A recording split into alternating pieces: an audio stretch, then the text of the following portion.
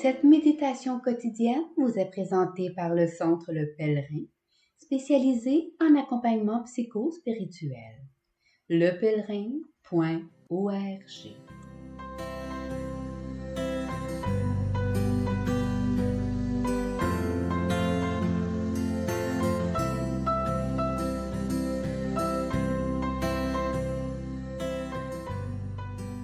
Évangile du lundi 7 novembre. En ce temps-là, Jésus disait à ses disciples: « Il est inévitable que surviennent des scandales, des occasions de chute. Mais malheureux celui par qui cela arrive. Il vaut mieux qu'on lui attache au cou une meule en pierre et qu'on le précipite à la mer, plutôt qu'il ne soit une occasion de chute pour un seul des petits que voilà. Prenez garde à vous-même. Si ton frère a commis un péché, fais-lui de vifs reproches, et s'il se repent, pardonne-lui. Même si 7 fois par jour il commet un péché contre toi, et que 7 fois de suite il revienne à toi en disant « Je me repens », tu lui pardonneras. Les apôtres dirent au Seigneur: « Augmente en nous la foi. » Le Seigneur répondit: « Si vous aviez de la foi, gros comme une graine de moutarde, vous auriez dit à l'arbre que voici: déracine-toi et va te planter dans la mer, et il vous aurait obéi. »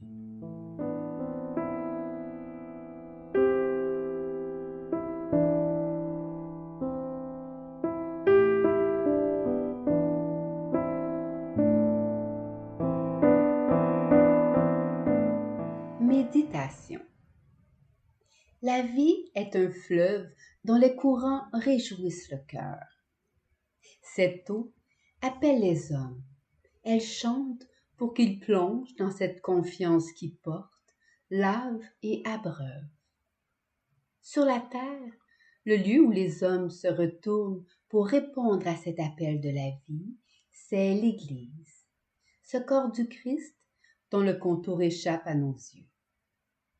En effet, le mot Église vient du verbe grec ekkaleo, qui signifie appeler au dehors. L'Église est ce peuple qui sort et se met en marche pour répondre à l'appel du Dieu vivant. L'Esprit attire mystérieusement les hommes hors de leur détresse pour renouer avec la vie. Le Christ prévient ses disciples que la communauté unie par son nom connaîtra des chutes. Le mot grec scandalon, qui donnera scandale en français, est un piège sur la route. Car sur le chemin de la vie en Dieu, des pierres font trébucher les disciples. Le royaume est déjà là et pourtant nous ne sommes pas encore arrivés. Contre le défaitisme qui démoralise et contre l'angélisme qui nie le mal, le Christ nous confie une parole vraie comme une bonne nouvelle. Celui qui proclame « Courage, j'ai vaincu le monde » nous invite à prendre soin de nous. Prenez garde à vous-même. Les groupes humains négligent les offenses faites aux petits. Les puissants trouvent des excuses. Il faut garder la face, sauver les apparences. Si un innocent meurt, ce n'est pas si grave si le groupe survit. C'est ce que dit Caïphe qui condamne Jésus. Mais Jésus donne à son Église une autre direction. Il refuse de banaliser le mal fait aux petits. Dans une vie en alliance avec Dieu, nous sommes un bon pain les uns pour les autres. L'Église est ce lieu où nous sommes appelés à rompre notre vie, notre corps, nos forces comme du pain à partager. Dans un moulin, la meule en pierre broie le grain et produit la farine. Mais celui qui, de cette pierre qui moud le blé, fait un obstacle, scandalon, sur le chemin de la vie, a perdu son orientation. Celui-là perd l'alliance qui relie aux frères. Avec le temps, avec la négligence qui dure abus après abus, le mal, qui n'était qu'un caillou sur le chemin, est devenu une pierre de moulin qui saute au cou du pêcheur invétéré. Ce pêcheur déboussolé aurait tout intérêt à plonger dans la mer plutôt que de blesser les petits. Le Christ ne lance pas de malédiction, car il ne prend pas plaisir à la mort du pécheur. La réplique du Christ est la voix qui hurle l'énormité du préjudice subi par les petits. Le Dieu qui est lent à la colère et plein de bonté n'est pas faible face au péché. Aucune complicité avec le mal n'est acceptable. Après avoir dénoncé les hommes pervers, le Christ invite son Église à réouvrir inlassablement une voie à la métamorphose du pécheur qui dit « Je me repens ». Métanoi, je change d'orientation, je retourne mon état d'esprit.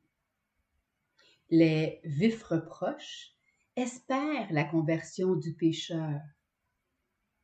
Justice et miséricorde s'articulent comme dans le Lévitique qui commande l'amour du prochain, tout en faisant de la réprimande du pécheur un commandement. Pour aimer, il faut savoir reprendre, rectifier, réajuster, redire ce qui est juste, parfois avec fermeté. Les apôtres semblent secoués par cette exigence de l'amour qui allie, dans un paradoxe, juste sévérité et infatigable pardon. Il est plus aisé d'être sans miséricorde comme Jonas qui se réjouissait de l'anéantissement de Ninive. Il est plus facile d'être indifférent à l'injustice comme les habitants de Sodome. Comment tenir dans l'équilibre instable du paradoxe?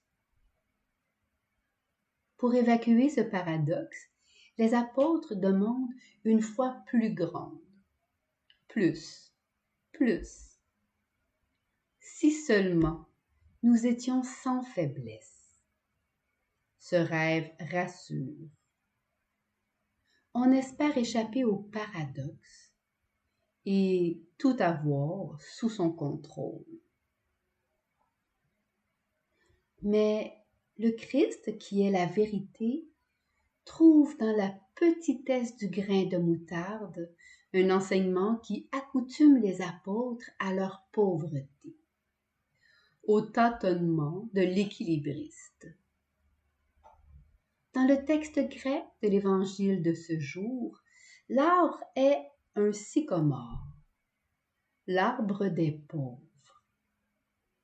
Zaché de ses biens, ce sycomore, cet arbre qui ne vaut rien, sert d'échelle pour s'élever.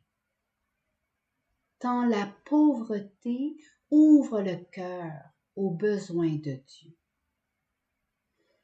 Alors cette foi de pauvre, tournée vers le Père, dit au mal enraciné, déracine-toi et mets-toi en route.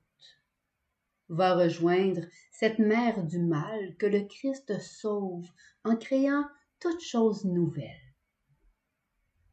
Le Sauveur videra cette mer, symbole biblique du mal. Cette eau salée, invivable, cette mer morte qui nous encercle et nous menace. Le Christ en est vainqueur. Alors, j'ai vu un ciel nouveau et une terre nouvelle. De mer, il n'y en aura plus. Méditation écrite par Vincent Ravestein.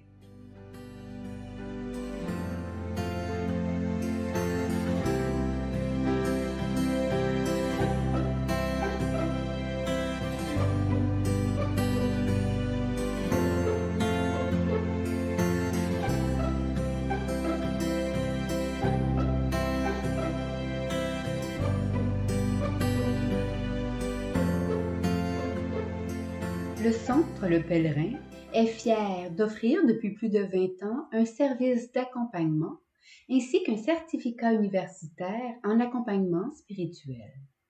Tous nos services sont offerts en ligne. Nous sommes situés à Montréal, au pied de l'Oratoire Saint-Joseph. Le Pèlerin, le savoir intérieur qui transforme la vie. lepèlerin.org. Page Facebook Centre Le Pèlerin.